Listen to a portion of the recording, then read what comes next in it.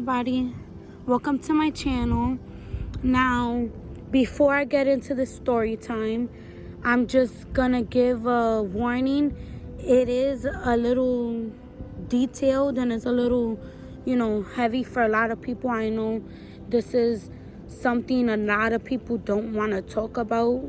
A lot of people are uncomfortable talking of sexual abuse, but I just want to tell my story and hope it helps somebody else that was in my shoes and just try to help somebody else. So what happened was, when I was around the age of 5, my mom used to work. She used to work in a clothing store, and my father was in and out of jail. And one day, my dad was taking care of us. My mom was working, so my brother was in school, and I was going to school too. So one day my father came, and while my brother was showering, my mom was at work, he came and touched me.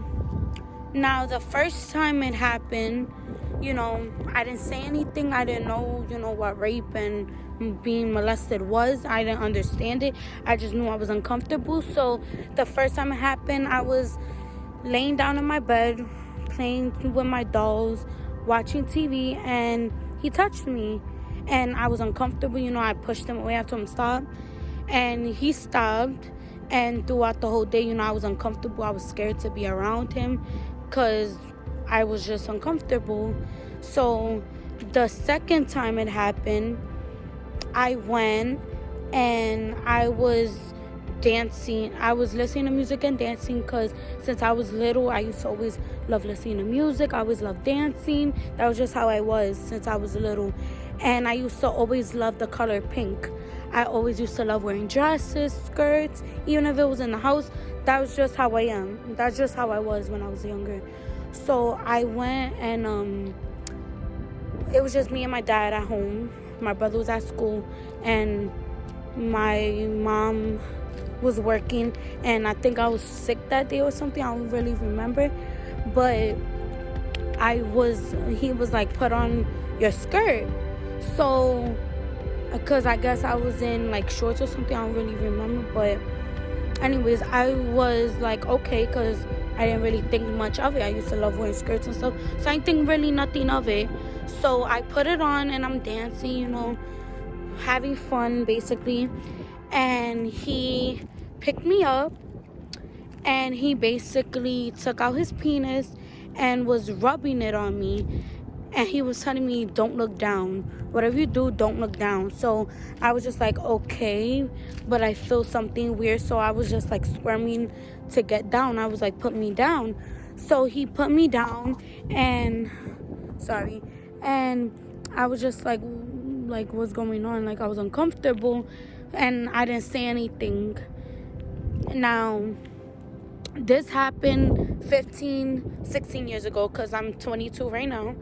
And literally just this summer, I told my mom, I told my brother, I told my family, everything that happened to me. And it was scary. It was very scary to tell them. Like, how do you tell your mom, hey, my dad touched me? Like, it was a really rough thing to tell your mother, something no mother, no parent wants to hear their daughter tell them, or their son. So I told her. She was upset. She said, why you didn't tell me? She was just like, I'm sorry it happened and stuff. What can we do now? Like, where do we go from here? And I told my brother. He was upset too, because of course he was in the house while it happened. He was showering, or he just wasn't paying attention, so it upset him. So that happened, and it was hard. I got depression over it. I got anxiety. I didn't trust guys. Nothing. I didn't want to. I was having a really hard time. When I got into high school is when I finally started understanding what rape was. all of this, and I just used to have a really hard time. And when I was in high school, I met a friend who was a rape survivor as well. She was a sexual abuse survivor, and she was somebody I would talk to. I told her everything that happened to me. We shared a lot of similar things. She was depressed too. She had anxiety, so it was easier for me to talk to it. And it got really bad. I would hurt myself. I cut. I would just think about really bad things. And now it's slowed down. I still have depression. I'm still thinking about it a lot, but it's not as bad. Now, the second time it happened to me, it was 2 years ago. I was talking to a friend that I was in high school with, and basically he was just like, come over to my house. So I said, okay, cool, no big deal. We're hanging out, we're friends. So we went, sorry that's my dog, but we went to his house and we were chilling, having fun, talking, watched the movie. Suddenly he went and kissed me. Now I told him, I was just like, I don't want to do anything, like, I just want to come over, chill, talk, whatever. He proceeded to start kissing me. He was just like, please. And I told him, no, like, I don't want to do anything. He ignored everything I said. He grabbed my pants, pulled them down, forced me down to bend over. And he basically tried to, rape me. And, in a case like that, you're in shock. You're not thinking about what's going on. You're just like, what the hell just happened? So I just stood there in shock, like, what the hell just happened? After he was done, he left. I left. And I was just really upset. We didn't talk after that. Nothing. And literally, like, 2 days later, he was back with his ex-girlfriend. And I was just like, did this just really happen to me? I was really upset. But I was scared to tell anybody. I didn't tell my mom, my brother, friends, nothing. I didn't tell anybody because I didn't think anybody would really believe me. Because I went to his house willingly, and when it happened, I didn't do anything. So I was scared, that somebody wouldn't believe it. So finally, about, I would say a couple months ago, I decided to post what happened to me, my story, on Instagram. And I started getting really good feedback from people, other survivors, people I know that I went to school with that were like, damn, this happened to me too. I didn't think, that somebody else I know would go through this, because I'm a very happy person, I joke around, I laugh, I'm always with a smile on my face. Even if I'm going through the worst, I'm always happy. So nobody really expected it from me. Nobody really thought like, oh, she's going through something. Like, a lot of people just thought, oh, her dad's in jail. She doesn't really have a father figure. Her mom is a single mom doing everything on her own with 2 kids. So nobody really thought anything of it. And then now that I'm telling everybody, everybody's in shock. Like, wow, this really happened. But, moral of the story is, don't be afraid to tell anybody what's going on. Tell your mom. If it happens to you, which I'm sorry if it does happen, tell somebody. Don't hold it in, because I held it in for 15 years and I suffered a lot. I would cry randomly. I would, hurt myself. I would try to cut myself.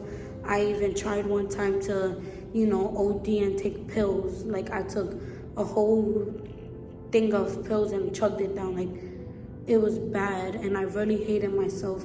I didn't trust guys, nothing. So tell somebody. And if you're scared to tell your mom or family, tell a friend, because you need that support. I've regretted so much not telling somebody when it happened, because I suffered a lot. And even now, I'm 22 years old right now. I'm in a relationship and I'm happy, but I still have trust issues. I'm still going through it, and it's not a great feeling. It's really not. It's horrible. And, you know, from somebody that's gone through it, is terrible. Like, it's really terrible. And there's nothing wrong with having depression. There's nothing wrong with having anxiety. It's normal. Everybody goes through it. Just make sure you're getting the help you need. You're talking to somebody, and you know you have a support system. And even for people that aren't a survivor, somebody that hasn't gone through it, if your friend, your family's going through it, be there for them. Talk to them. Let them know, like, hey, you look down, talk to me, what's going on, because that could be a really big help for somebody who's going through it. And I know a lot of people would think like, oh, but you're talking about your story, you're not crying. I've learned how to keep my emotions inside for years. I would go through hell and back and not cry.